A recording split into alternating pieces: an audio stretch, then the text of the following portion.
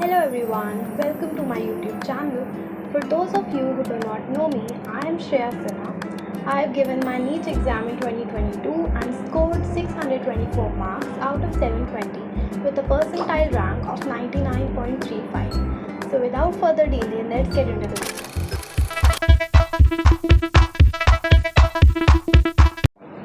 आज की वीडियो में मैं आपके साथ डिस्कस करूँगी अबाउट द टेस्ट सीरीज़। जो भी टेस्ट सीरीज़ मैंने ज्वाइन की थी या फिर मैं जो आपको रिकमेंड करना चाहती हूँ वो वाली टेस्ट सीरीज़ या क्वेश्चन बैंक इसके बारे में, क्योंकि जैसे जैसे नीट का एग्ज़ाम क्लोज आ रहा है 2023 वैसे वैसे हमारे को test series and question practice की ज़रूरत बढ़ती जा रही है। क्योंकि नीट का एग्ज़ाम एक ऐसा एग्ज़ाम है जहाँ पे आपके कॉन्सेप्ट्स तो ब्रश अप होने ही चाहिए विथ रिपीटेड रिविजन, बल्कि उसके साथ साथ आपको ये भी चीज़ नहीं, उसका एप्लीकेशन बहुत अच्छे से आना चाहिए। जैसे अगर मैं अपनी बात बताऊँ तो इनऑर्गेनिक केमिस्ट्री में मैंने बहुत बार चीज़ें पढ़नी थी एनसीईआरटी से, लेकिन जब तक मैंने क्वेश्चन प्रैक्टिस नहीं की थी तब तक मुझे उसकी एप्लीकेशन नहीं आती थी। स्टार्टिंग में मेरे क्वेश्चंस इसलिए फंसते थे बिकॉज मैं सोचती थी कि बायोलॉजी जैसा मोर और लेस है, बायोलॉजी में थोड़ी सी कम प्रैक्टिस से भी काम चल जाता है, बट अब नहीं चलता बिकॉज 2022 का पैटर्न वैसा आ चुका है। 2021 तक डायरेक्ट क्वेश्चन आए हैं पेपर में, लेकिन 2022 में वो ट्विस्ट एंड टर्न्स आने शुरू हो चुके हैं। तो अब तो हमें बायोलॉजी में भी फुल फ्लेज प्रैक्टिस की ज़रूरत है, बट उसके पहले ऐसा नहीं था। सो आई थॉट कि इनऑर्गेनिक को भी मुझे वैसे ही ट्रीट करना है और मैं उसके अकॉर्डिंग पढ़ती थी। So what I did is NCERT read करके क्वेश्चन प्रैक्टिस स्टार्ट, और उसमें मेरे बहुत सारे क्वेश्चन फंसते थे बिकॉज वहाँ पे भी कॉन्सेप्ट्स लगते थे, एप्लीकेशन लगती थी और वो क्वेश्चन प्रैक्टिस से ही आती है। तो इसलिए क्वेश्चन प्रैक्टिस करना बहुत इंपॉर्टेंट है फॉर द एग्ज़ाम।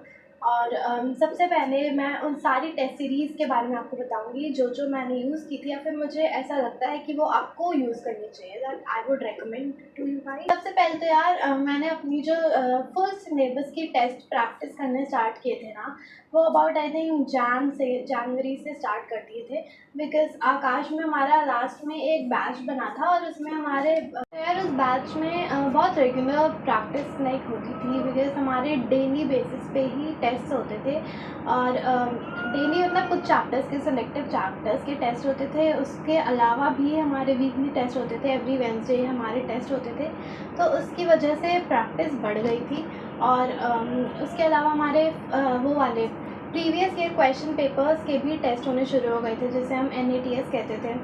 और वो सारी चीज़ें धीरे धीरे, और स्टार्टिंग में तो आपका स्कोर भी बहुत कम रहता है। लाइक मेरे को याद है मेरा जो फर्स्ट फुल सिलेबस टेस्ट था उसका score I think it was about 450 के अराउंड मेरा स्कोर था, बट वो ग्रेजुअली इम्प्रूव होते जाता है। तो आपको इसके लिए टेंशन नहीं लेनी है बिकॉज अगर आप 3-4 महीने पहले स्टार्ट कर रहे हो तो काफ़ी चीज़ें होती हैं, बहुत सारे कॉन्सेप्ट्स आप भूल रहे होते हो और फिर कुछ नई चीज़ें भी होती हैं जो आपने पढ़ी नहीं होती हैं, पर आपको मतलब उसके कॉन्सेप्ट ब्रश अप करने की ज़रूरत होती है।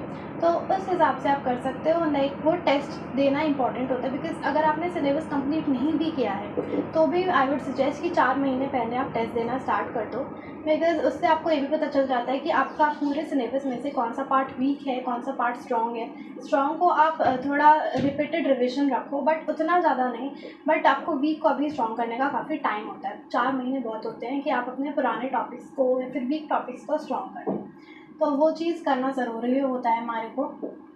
उसके अलावा PYQs उसके अलावा बहुत ज़रूरी होते हैं बिकॉज PYQ से हमारे डायरेक्ट 50 to 60% और उससे भी ज़्यादा कभी कभी तो क्वेश्चंस आ जाते हैं डायरेक्ट नहीं आते तो उसी को ट्विस्ट एंड टर्न करके उसी क्वेश्चन को दिया जाता है। बिकॉज अगर हम देखते हैं ट्रेंड, अगर हम एक PYQ की बुक लेके बैठते हैं तो उसमें काफ़ी सारे क्वेश्चन होते हैं जो रिपीट हो रहे होते हैं, तो PYQs करना तो बहुत ज़रूरी है। अगर आप PYQs छोड़ रहे हो मतलब आप आसानी से आधे नंबर तो आप ऐसे ही छोड़ के जा रहे हो, तो वो नहीं करना है हमें। PYQs बहुत ज़रूरी होता है करने। मैंने PYQs प्रैक्टिस किए थे आकाश के ही मॉड्यूल में, लास्ट में PYQs दिए होते हैं। और अगर आपके पास ऐसा कुछ नहीं है, अगर आप किसी और प्लेटफॉर्म से पढ़ रहे हो, यूट्यूब से पढ़ रहे हो जो कि आज के ज़माने का बेस्ट प्लेटफॉर्म है, तो आप एक PYQs की बुक तो ज़रूर ले लो, उससे बहुत हेल्प हो जाती है। इट्स योर ओन स्ट्रैटेजी, आपको अपनी स्ट्रैटेजी पता होनी चाहिए कि आपको पेपर कैसे अटेम्प्ट करना है। और जब आपने 30-40 मॉक पेपर कम से कम लगाए होंगे या फिर उससे ज़्यादा, तो ही आपको ये सारी चीज़ें क्लियर होंगी कि मुझे कैसे अटेम्प्ट करना है पेपर, मेरे लिए क्या बेस्ट स्ट्रैटेजी जाती है। अगर मैं अपनी बात करूँ तो मैं पहले मतलब जब मैं प्रैक्टिस करती थी सिर्फ मॉक टेस्ट, तो 2-3 बार मैंने कोशिश की थी कि फ़िज़िक्स से स्टार्ट करके, बिकॉज़ फ़िज़िक्स मुझे ऐसा लगता था कि थोड़ा लेंदी हो जाता है, जिसकी वजह से लास्ट में बहुत ज़्यादा खिच-पिच हो जाती है पेपर करने में एंड बहुत जल्दी-जल्दी में करना पड़ता है। तो एक दिन मैंने एक दिन नहीं 2-3 बार ऐसा हुआ कि मैंने स्टार्ट किया, बट मेरे लिए वो स्ट्रैटेजी काम नहीं करती थी, क्योंकि फ़िज़िक्स में फिर मैं ज़्यादा टाइम लगा देती थी स्टार्टिंग में, और केमिस्ट्री और बायोलॉजी के लिए मेरे को कम टाइम मिलता था। तो मेरे लिए यही बेस्ट स्ट्रैटेजी बनी कि बायो फिर केमिस्ट्री फिर फ़िज़िक्स, जो जनरली सारे बच्चे करते हैं। बट आपको अपने अकॉर्डिंग बेस्ट स्ट्रैटेजी ढूँढ लेनी चाहिए, और वो प्रैक्टिस से ही आएगा। उसके अलावा ओएमआर फिल करना बहुत ज़रूरी होता है। ओएमआर के लिए आप ये कर सकते हैं कि ओएमआर की कॉपीज़ निकलवा लीजिए। या तो ये कर लीजिए कि एक प्रिंट आउट करके उसकी फिर फ़ोटोकॉपी, बट उसकी क्वालिटी उतनी अच्छी नहीं होती। If you can compromise with the quality तो वो ठीक है, बट उसके अलावा आप यही कर सकते हैं कि बहुत सारी प्रिंट आउट निकलवा लीजिए। उससे आपका ये भी एक पेपर में रहता है कि पिंक और वाइट का जो कॉम्बिनेशन होता है ना, हमारी आइज़ के लिए एकदम सूट हो चुका होता है, हमने इतनी प्रैक्टिस करनी होती है तब तक। जब वो ही पेपर वैसा ही बिल्कुल सेम ओएमआर जब दिखता है तो वो ईज़ी हो जाता है उसे फिल करना। अदरवाइज़ तो आप ब्लैक एंड वाइट पे भी कर सकते हैं, वो भी बेनिफिशियल होगा, but pink and white would be more preferable. OMR practice करना बहुत ज़रूरी होता है, क्योंकि अगर आप ओएमआर स्टार्ट से नहीं फिल करना, आपकी आदत नहीं है, तो फिर आप वहाँ पे बहुत चांसेस हैं कि आप गलत ओएमआर फिल कर सकते हैं, या फिर ऐसे कुछ क्वेश्चंस होते हैं जिनमें आपको लाइक वो चॉइस वाले जो क्वेश्चन होते हैं उसमें तो बहुत ज़्यादा चांसेस होते हैं कि हम गलत ओएमआर फिल कर देंगे, बिकॉज हमें उसमें 15 में से 10 ही क्वेश्चन करने हैं। और कई बार ऐसा होता है कि जैसे मेरे को 59 क्वेश्चन नहीं करना था और मेरे को 60 करना था, बट मैंने 60 कर लिया सॉल्व, बट ओएमआर 59 वाले का भर दिया वही ऑप्शन जो मेरा 60 का था। तो ये चीज़ मेरे साथ भी बहुत बार होती थी, तो वो आपको प्रैक्टिस से ही हटेगी। और उसके अलावा ओएमआर की स्पीड भी डिपेंड करती है। लाइक पेपर अगर आपका लेंदी आ रहा है तो आपको ओएमआर फिल जल्दी जल्दी करना ज़रूरी होता है, बिकॉज अदरवाइज़ आपका पेपर छूट जाता है। तो उसके लिए ये सारी चीज़ें आपको प्रैक्टिस से आएंगी, तो प्रैक्टिस करना बहुत ज़रूरी है for NEET exam. The next point is regular your mocks. अब जितने भी आपको मॉक टेस्ट देने हैं, आपको एक शेड्यूल बना देना चाहिए उसका, कि मुझे इस दिन एक वीक में मॉक टेस्ट प्रैक्टिस करने हैं, specially 4 months before the exam. आपको वहाँ पे फुल सिलेबस, पार्ट तो आपके ऑलमोस्ट ख़त्म हो जाते हैं तब तक, और फुल सिलेबस स्टार्ट हो जाते हैं।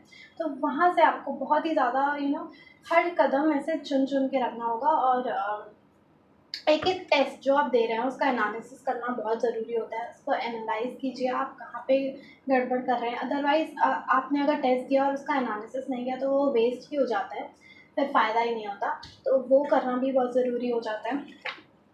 Next thing is follow your teachers.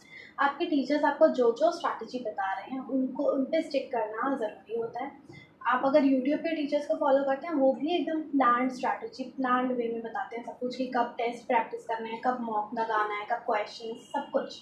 तो वो चीज़ें ज़रूरी होती हैं, आप उनको फॉलो करना, बिल्कुल स्ट्रिक्टली फॉलो कीजिए उन्हें। The next point is restrict your material.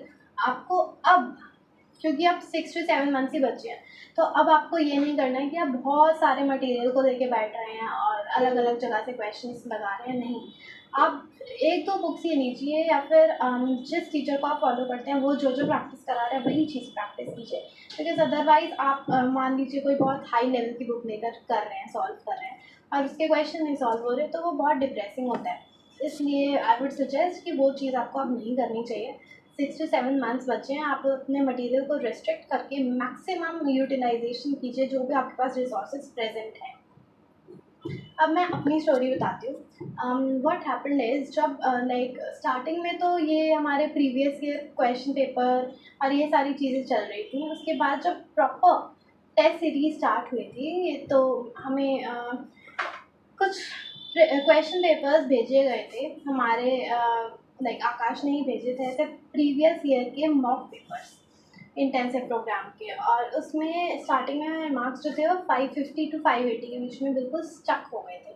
उससे ज़्यादा बढ़ ही नहीं रहे थे, चाहे मैं आकाश की टेस्ट सीरीज़ प्रैक्टिस करूँ, चाहे एलन की करूँ, कहीं की भी मैं कर रही थी ना, तो वही स्कोर रह रहा था। और वो अबाउट 1 से 1.5 मंथ तक वही स्कोर मेरा बिल्कुल स्टक हो गया था, उससे बढ़ ही नहीं रहा था। 600 प्लस एक बार बस आए थे उस टाइम पे, एक बार 603 आए थे, उससे ज़्यादा स्कोर मेरा बढ़ ही नहीं रहा था। मेरा जो पूरा स्कोर बढ़ा है वो लास्ट के 1 मंथ में है, जब मेरा स्कोर फिर लाइक 612, 621 ऐसे ऐसे बढ़ते गया। एंड जो मेरा फाइनल लाइक हाईएस्ट स्कोर था पूरे फुल सिलेबस टेस्ट में, वो मेरा 658 था। वो भी आकाश के ही एक टेस्ट में था, आकाश का AIATS था फुल सिलेबस, उसमें था वो स्कोर। और बाकी FTS में मेरा जो स्कोर था वो लास्ट टेस्ट में लाइक हर टेस्ट में मेरा 600 प्लस रह रहा था, बट लास्ट टेस्ट जो था आकाश का FTS ऑफलाइन वाला, वो थोड़ा टफ बनाया गया था और उसमें मेरा स्कोर 580 के अराउंड ही था। और वो बहुत ज़्यादा डिप्रेसिंग था, बट स्टिल मैंने उसके ऊपर उतना ध्यान नहीं दिया। एंड मैंने अपनी प्रिपरेशन को मतलब रिवाइज वगैरह सब कुछ कर लिया, क्योंकि 1 वीक ही बचा था एग्ज़ाम के पहले, और अगर उस टाइम पे मैं उस चीज़ पे ज़्यादा ध्यान देती तो बहुत चांसेस होते कि मेरा लास्ट मतलब जो मेरा फाइनल पेपर है उसमें मैं गड़बड़ कर देती। तो उस चीज़ के लिए मैंने उस वाले पेपर को इग्नोर किया था एंड ज़्यादा उस पर ध्यान नहीं दिया, एनालिसिस भी उसका नहीं किया, छोड़ दिया बस उसको। अब मैंने कौन कौन से question like test series join की थी। सबसे पहले तो मेरे पास आकाश का पूरा पैकेज था ही, बिकॉज मैं उसकी स्टूडेंट ही थी, कोर स्टूडेंट, तो मेरे पास उसका पूरा पैकेज था। उसके अलावा उसमें AIATS, FTS बहुत अच्छे होते हैं आकाश के, क्योंकि उसमें मोर और लेस NCERT ही पूछी जाती है, और NCERT बहुत डीपली पूछी जाती है। बहुत अच्छे से लाइक बायोलॉजी में स्पेशली बहुत अच्छे अच्छे क्वेश्चंस मिल जाएंगे जो आपके एकदम NCERT के हिडन लाइन्स में से होते हैं, तो वो बहुत अच्छा होता है। अगर आप आकाश के स्टूडेंट नहीं भी हैं तब भी आप वो बाहर से टेस्ट सीरीज़ खरीद सकते हैं, FTS फाइनल टेस्ट सीरीज़। उसके अलावा मैंने न्यूलाइट की टेस्ट सीरीज़ ज्वाइन की थी, वो भी बहुत अच्छी थी, NCERT ओरिएंटेड थी, और NCERT से ही उसमें मतलब जैसा पेपर हमारे को मिला है 2022 में स्टेटमेंट वाला, वैसे क्वेश्चंस बहुत सारे थे न्यूलाइट की टेस्ट सीरीज़ में, तो मुझे वो अच्छी लगी थी टेस्ट सीरीज़। उसके अलावा मतलब मेरे पास 3 टेस्ट सीरीज़ थी टोटल, एक तो आकाश वाली, एक हमारी न्यूलाइट वाली, और एक नीट प्रेप की मैंने एक टेस्ट सीरीज़ ली थी, आर्यन राज सिंह की जो टेस्ट सीरीज़ थी। उसमें PYQs और NCERT इसी चीज़ पे पूरा स्ट्रेस किया गया था, एक भी क्वेश्चन उसमें बाहर का नहीं होता था, तो वो भी बहुत अच्छी टेस्ट सीरीज़ थी। इन्हीं तीनों टेस्ट सीरीज़ को मैंने फॉलो किया था, और उसमें भी मैंने आर्यन राज की जो एम्स लेवल थी वो वाले क्वेश्चन थे सॉल्व किए थे, बिकॉज उसमें केमिस्ट्री और बायोलॉजी तो हो जाती थी वैसी NCERT बेस्ड, और लाइक उसी लेवल की रहती है, नीट लेवल की, बट फिज़िक्स वहाँ की बहुत टफ होती है। मैंने एक दो बार वो पेपर दिया था और मुझे फिज़िक्स उसकी नहीं हुई, इसलिए फिर मैंने नहीं दिया कभी, मुझे लगा इसमें टाइम वेस्ट ही हो रहा है मेरा, तो इसलिए मैंने वो वाली टेस्ट सीरीज़ नहीं दी थी। बट मैंने उसके नीट लेवल के सारे टेस्ट दिए थे, और उसके अलावा जितने भी एलन के टेस्ट होते हैं मैंने वो सारे मतलब ट्राई किए थे, सारे नहीं, जो जो मुझे मिले वो सारे टेलीग्राम, अलग अलग टेलीग्राम चैनल पे आजकल हर टेस्ट मिल जाता है, फिज़िक्स वाला के भी टेस्ट मैंने उस पर ट्राई किए हैं। और भी जो जो टेस्ट मैं लाइक ख़रीदे नहीं थे, जो जो टेस्ट वो मैं यहाँ पे ट्राई कर लेती थी जब मेरे को ऐसा लगता था।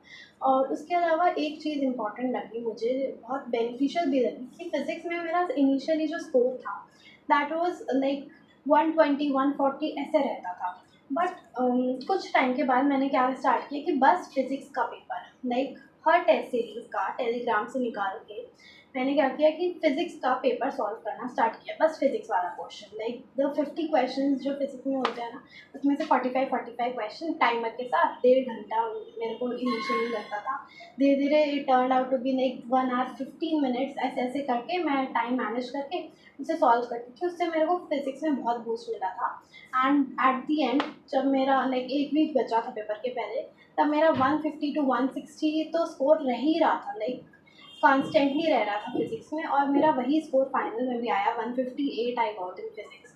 तो वो मुझे बहुत ही अच्छा लगा, मतलब वो चीज़ काफ़ी बेनिफिशियल थी। तो आपको भी अपना वीक सब्जेक्ट को पॉइंट आउट करके ये चीज़ उसमें ट्राई करके देखनी चाहिए कि मतलब सारी टेस्ट सीरीज़ निकाल लीजिए और उसमें से बस वो क्वेश्चन, क्योंकि उसमें ज़्यादा टाइम भी नहीं लगेगा, ये भी नहीं है कि आपको 3 घंटे की सिटिंग लगानी है, नहीं, 1 से 1.5 घंटे में, और अगर आप बायोलॉजी और केमिस्ट्री कर रहे हैं तो और कम टाइम लगेगा, तो वो बहुत बेनिफिशियल था।